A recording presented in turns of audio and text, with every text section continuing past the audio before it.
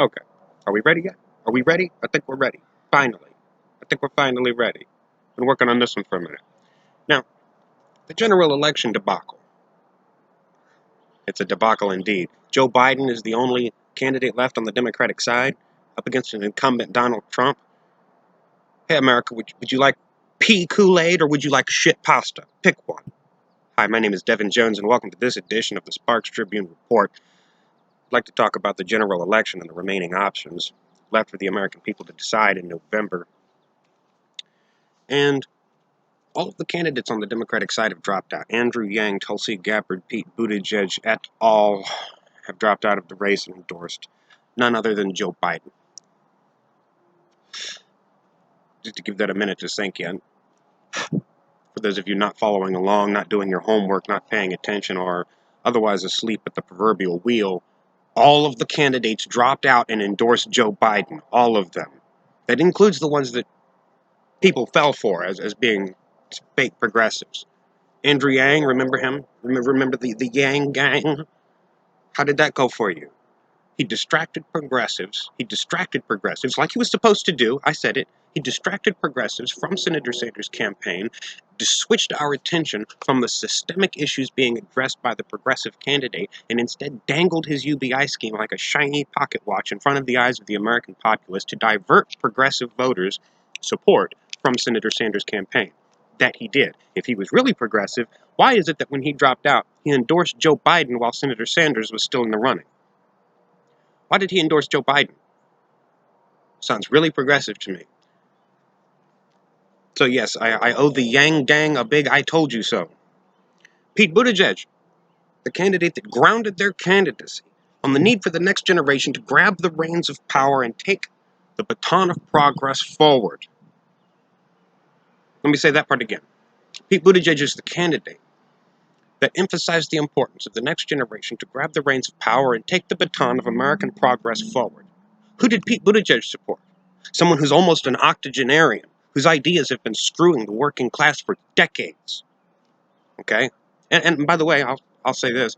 He almost had me fooled when Pete Buttigieg first jumped into the race. I almost thought he was a progressive. It did not take long because one of his first moves while he was in the running was to seek electoral advice from none other than Hillary Clinton. I see you, Pete Buttigieg. Birds of a feather. So, and by the way, interestingly enough, Pete Buttigieg dropped out before. He dropped out prior to Super Tuesday. Why would you drop out prior to Super Tuesday while in second place? Joe Biden didn't stand a chance. Joe Biden wasn't even on the map yet. And Pete Buttigieg drops out prior to Super Tuesday. The day that's supposed to be the tell-all, not the tell-all, but the tell-most. At least the tell-most. As far as who our candidates are going to be on the Democratic side in seeking the nomination. Super Tuesday was supposed to tell us that. Pete Buttigieg dropped out prior to Super Tuesday and then endorsed Joe Biden. Almost like he was in the race to give support to Joe Biden. I see you, Pete Buttigieg. Birds of a feather. Tulsi Gabbard. Tulsi Gabbard. And gone are the days when I defend Tulsi Gabbard against those who say she's not a progressive.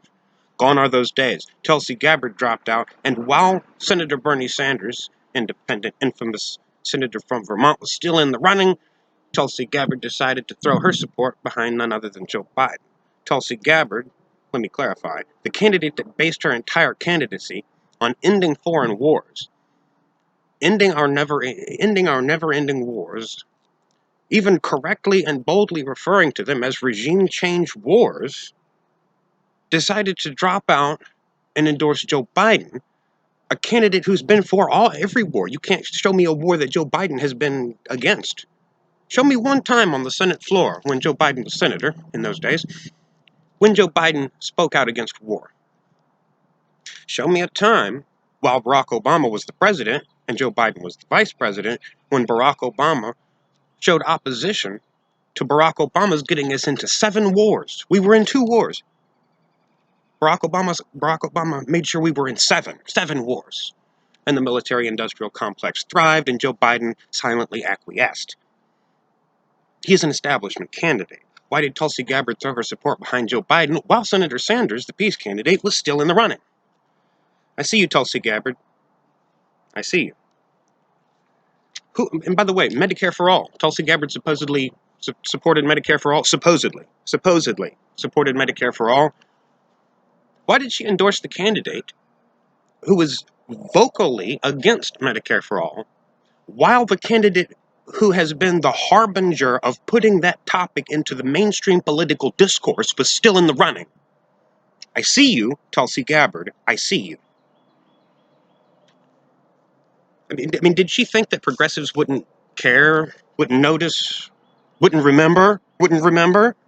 You don't think progressives are going to remember? Yes, she knows progressives are going to remember, because the entire reason that progressives even know the name Tulsi Gabbard is because of her boldness, we called it that at the time, her boldness in quitting her position at the DNC and endorsing Senator Bernie Sanders when he ran in 2015 and 2016. Her entire basis for name recognition is based on that endorsement, that bold move. She pulled out of the DNC and endorsed Senator Sanders. That put her on the proverbial progressive map. So for her to make this move, and if you follow the bull and the hype and the idiocy that went into it, it was a very childish move. I'll leave that up to you to do an internet search on that and find out what was going on, why she endorsed Biden. It was childish, it was pathetic, it was foolish, it was selfish, it was reckless, careless.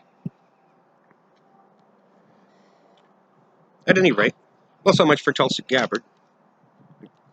Gone are the days of defending her as a progressive. Elizabeth Warren. She drops out.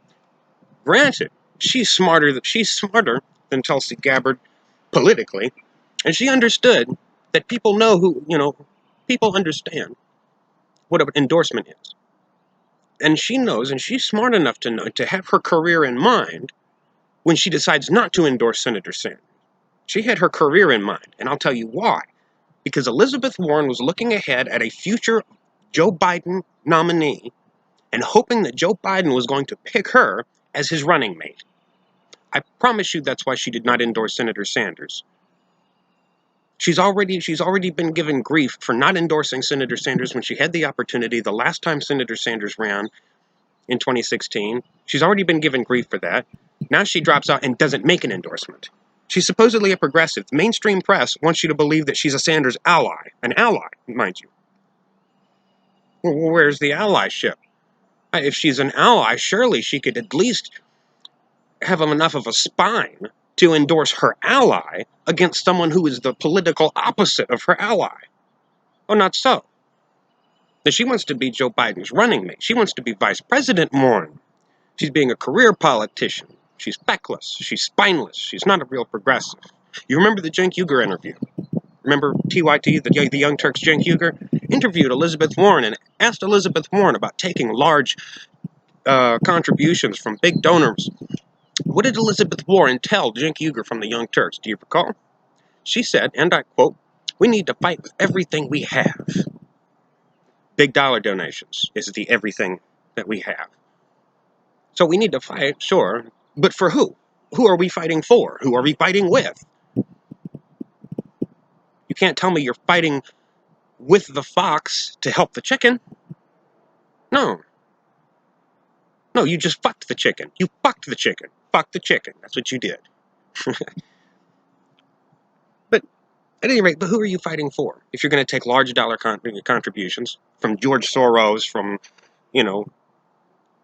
every big pharma, big tech, the police state, the security, the national security state, the military apparatus, the whole 9 yards. Who are you fighting for, then? If you're fighting with those people, then who are you fighting for? Obviously the status quo. I see you, Elizabeth Warren. I see you.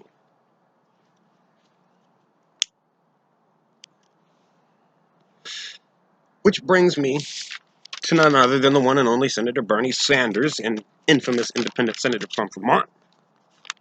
And in an anticlimactic moment of acquiescence, Senator Sanders quietly dropped out of the race, leaving Joe Biden alone in the running for the Democratic nomination to contend with Donald Trump in the general election in November. He was just 300 delegates behind Biden. He dropped out and he promised to use his amassed political leverage in the end to influence the party platform at the convention. But what leverage? What leverage do you have after you've already dropped out of the race? You have none. You have no leverage. Your movement, your supporters, all of it, you've put it on a halt. You've put the whole thing to a screeching halt. What leverage do you have? You have leverage as a candidate, Sanders. You have leverage as a candidate, not after you drop out and then talk about using your leverage to influence the party platform at the convention. That's bull, Sanders. That's bull. You have no leverage. You've dropped out.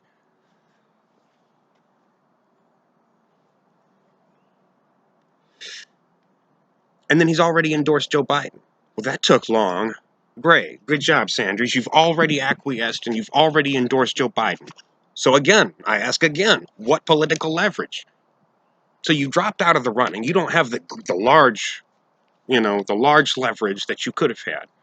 But you could have at least held off on the endorsement until certain concessions were made, certain concessions were met, and progressives got at least something. But no, even if you value the party platform and you think that it represents the goals of the Democratic Party, which it does not. Oh, and by the way, not only did he drop out, leverage, not only has he already endorsed Joe Biden, as of now, leverage, but he's already pledged to work as hard as he can, and he's said it several times, as hard as he can, to get the Democratic nominee elected president. He's already pledged to work as hard as he can to defeat Donald Trump, to work for the Democratic nominee. Already made that pledge. And he followed through in 2015 and 2016 when he endorsed and then worked for Hillary Clinton to get her elected in the general election. Now he's done so already this early on. He dropped out and endorsed Joe Biden. What do we have left? Again, I'm asking, what leverage? So you've dropped out, you endorsed Biden, and pledged to work as hard as you can to get him elected. That's all of your leverage. That is literally all of your leverage as a candidate. What about influencing the party platform at the convention?